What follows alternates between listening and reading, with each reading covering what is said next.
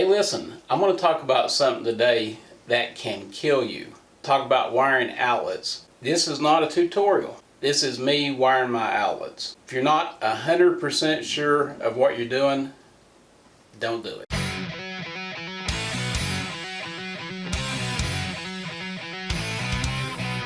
Hey, welcome back to Patty G DIY. Today we're going to add these new outlets to the office, and it's starting to look like something. I'm getting kind of excited. But first let me say, my last video went 20 minutes long. I apologize for that, but there's a lot of information that I've learned over the years doing drywall that I wanted to share with you. I learned how to do this kind of stuff because frankly, back in the day, I couldn't afford to have somebody do it. So when this house was built in the early 60s, the electrical codes were different then. And most of the outlet grounds, the bare wire and outlet, weren't even connected. I guess it was common in the day because they were coming from a two-wire system, just a hot and a return. So grounding an outlet with a smaller conductor like that is bad. Not grounding it at all is even worse. The NEC, or the National Electric Code, is a set of standards that were put together by the National Fire Prevention Agency back in the 1800s. However, they have updated it every 3 years, and it's not the law. Okay, the National Electric Code is not the law. Most states, cities, counties, and towns have adopted the NEC and made it law. But now keep in mind, these state and local communities can make changes, so your local electrical inspector would be the person to go to for answers. Now the bare wire, the ground in an outlet, has to be the same size conductor as the hot and the neutral. Using the same amp rated breaker matched to the diameter of the wires you're using is the way to go. Our new circuit will be fully up to code. That's a 20 amp circuit breaker and a 12 gauge wire, which is rated at 20 amps. More specifically, the wire is a 12-2 with ground. It's going to be in surface mounted metal boxes with metal conduit, which are going to all be bonded together. They're all going to be tied together electrically, so if something shorts, the conduit doesn't become hot. And it's all going to run back to the breaker box, where everything will be grounded on the breaker box's grounding system. It's usually, in many cases, a single ground rod driven into the ground. NEC has updated the code on that, and many people use multiple ground rods now. So if you're into pictures, here's the deal. This is the breaker box. It's located in the workshop, and it has a what I call a sidecar. It's another breaker box that's been added that has individual circuits. Now this one does not have a main cutoff like this. This is the main cutoff from the wires that come into the house. This is going to run from this breaker box to our chain of outlets, and it's going to have to go through some floor joists in the ceiling. It's okay to do if you do it the way the code says to do it, which is basically drilling in the center of the beam. If you've got an 8-inch beam, you would want to drill at the 4-inch mark in the center. And then we're going to feed the outlets over here and come around the office to here. Let me show what that looks like.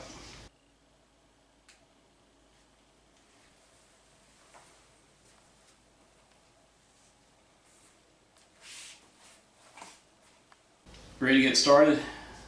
Let's do it.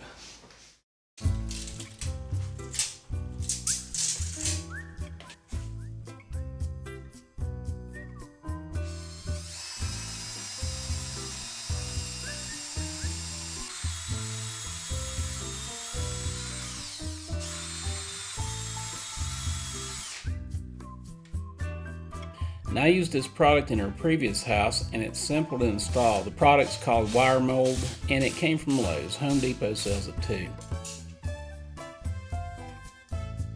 My plan was to mount all the boxes where I wanted them first, 7 boxes total.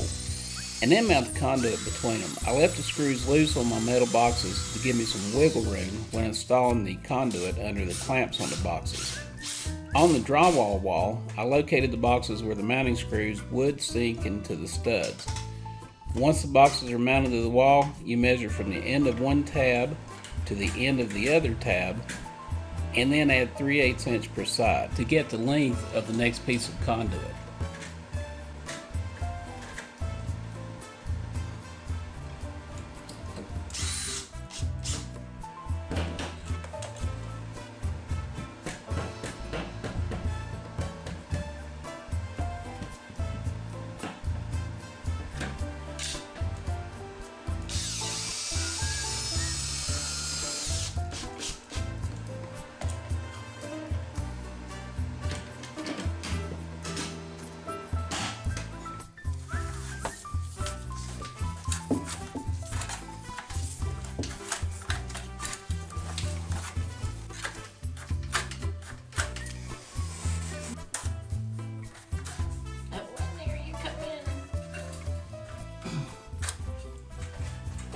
Hero of the day.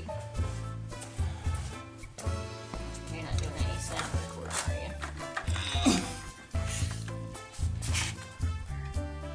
are you? Okay, so let's talk a little bit about actually wiring the outlet, attaching the wires. Now, a single outlet is not that difficult. You come into the terminals, screw terminals on the sides of the outlet, screw terminal, screw terminal, screw terminal. We need to move on to feed the next outlet. Let's say there's another box over here. We simply run the wires from one outlet to the next, chaining them in succession. Now this gets a little more complicated when you run double outlets in the same box. So let's talk about the colors of the terminals. Silver is the neutral, brass is the hot. So it's basically the same thing. Now this is all in one box. Now in this setup, there's still going to be an extra hot and an extra neutral. So now we've got 3 more wires going to feed another box. And here we would make the attachments just like we did. Simple, right? As I step back, I don't know if it is or not.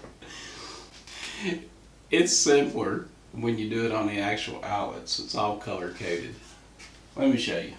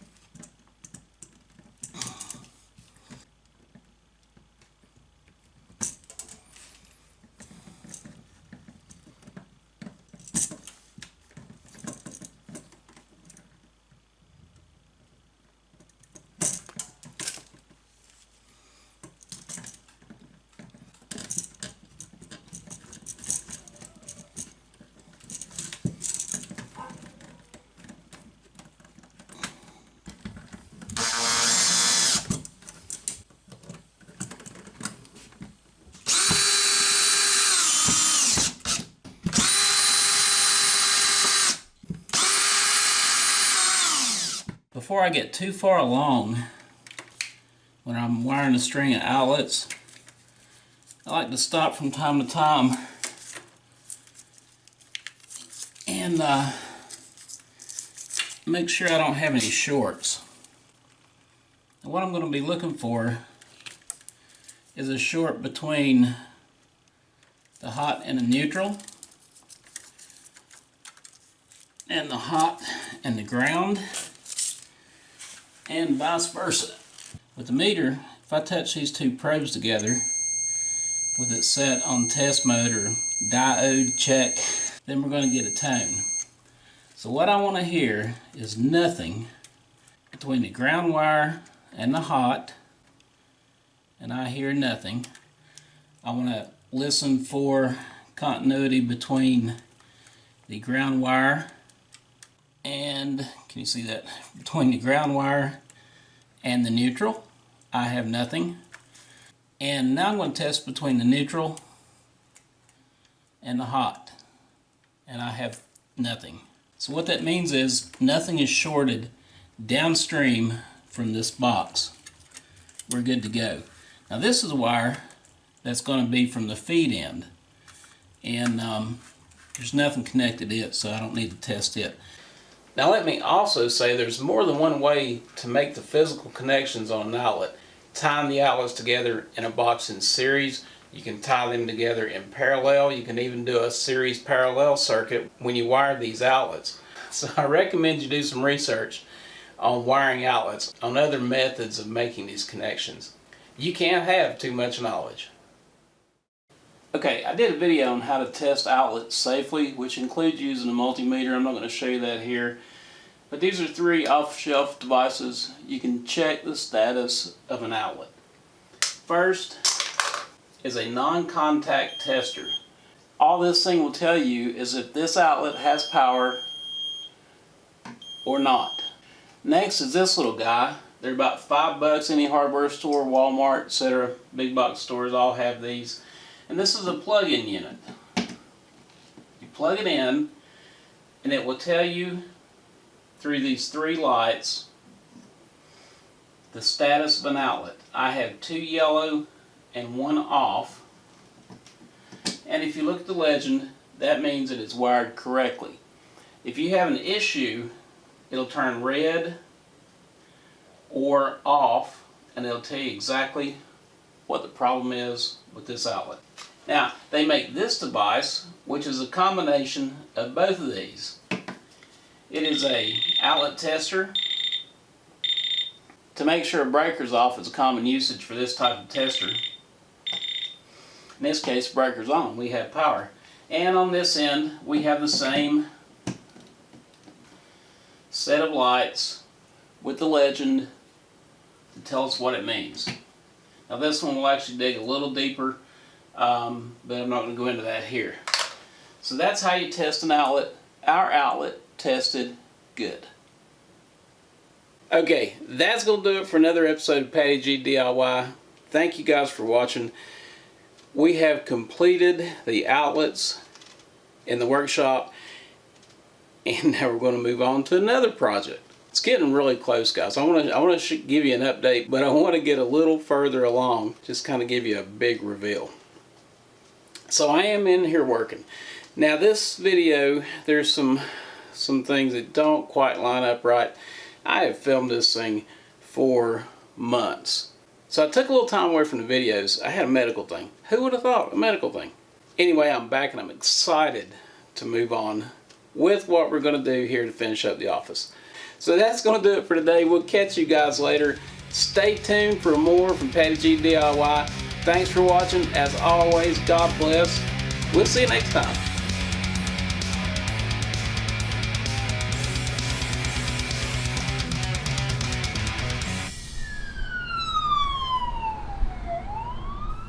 Are we done? We're done.